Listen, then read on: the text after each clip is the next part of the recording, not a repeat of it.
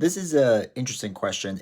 There's two ways to read this. So the whole question is asking about, in-depth strategy and decision making for Marvel Champions compared to other LCGs, and it also compares it a little bit um, to Spirit Island and Mage Knight. Now, compared to other LCGs, it's roughly the same because almost all LCGs work in the sense that you're building out your board state and then you're playing different events. Lord of the Rings, you might build out your board state more with how allies work, but that's kind of a different story.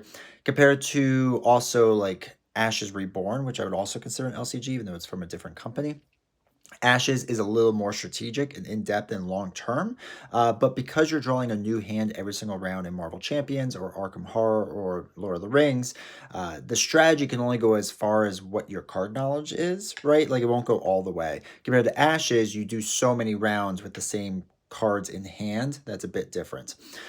So is there a long-term strategy? Yeah, because you still have to figure out what you're putting on the table, and you have to figure out what is important on the table and what it could be used for in future rounds, and kind of understanding what's in your discard pile versus what's in your draw pile.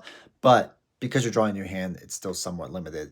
Ashes Reborn, it's a slower playthrough through your deck, and you can't really deck out.